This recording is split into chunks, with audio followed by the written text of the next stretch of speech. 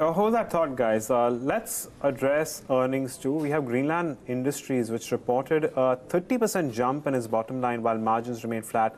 Let's discuss the quarter gone by with Saurabh Mittal, the MD and CEO of Greenlam. Saurabh, good morning and thank you so much for joining us.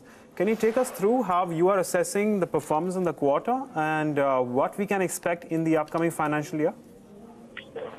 So in the quarter, the revenues were largely satisfactory. We grew by about 16%. The consolidated revenues were at about 360 crores. On the margin front was a little bit of a disappointment on the newer business, the flooring and the doors, where though revenues were up, but the margins, the EBITDA losses could not be reduced.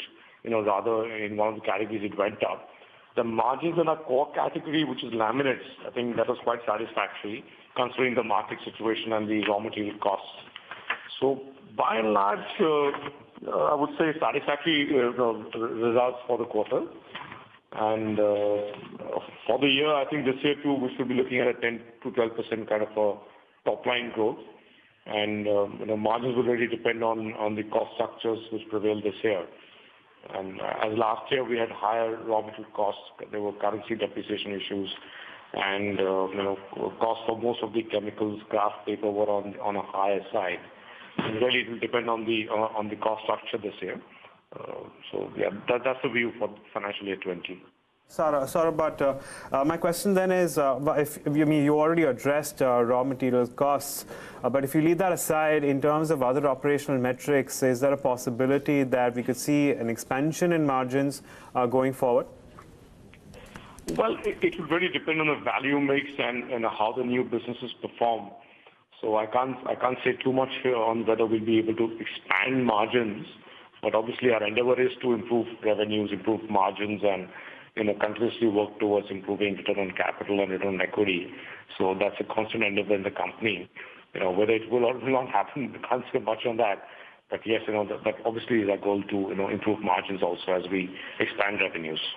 Okay. Can you tell us a little more about your expansion plans as well? If you have what you have in store for FY20, what can we expect here? So on the expansion, we've announced the capacity addition in our laminates category. So we're adding one more production line. So the capacity will expand by about 12%. So the new capacity should be on stream within Q3 of financial year 20. So besides that, at this moment, there aren't any major expansion programs. We have adequate capacities across other categories of business.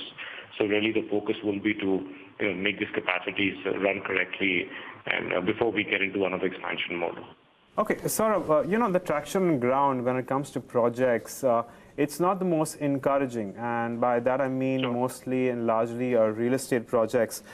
Considering you are in decorative laminates and allied products as well as veneer and allied, what is your feeling on ground? What are your observations? How are processes picking up right now?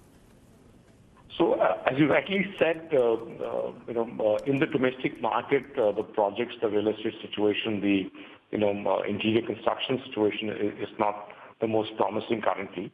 And while having said that, I would say the commercial part of the business is looking better than the residential part currently as far as our business is concerned.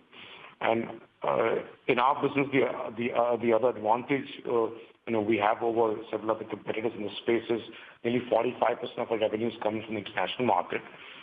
So really that part of the business is not so largely impacted by the so-called domestic little bit of slowdown in the real estate and construction activity. But yes, markets remain challenging, and we continue our efforts to expand distribution, increase our footprint, increase our specifications with architects, consultants, and our presence in the projects. Okay, fair enough, Saurabh. We'll leave it at that. Thank you so much for joining us and talking to us here on BloombergQuint. Well, of course, the shares of Greenlam Industries are doing well today. They're up as much as 2%, currently trading at 881, pretty steady. Not too much traction in terms of volumes, but still holding on to that 21 rupee gain odd. But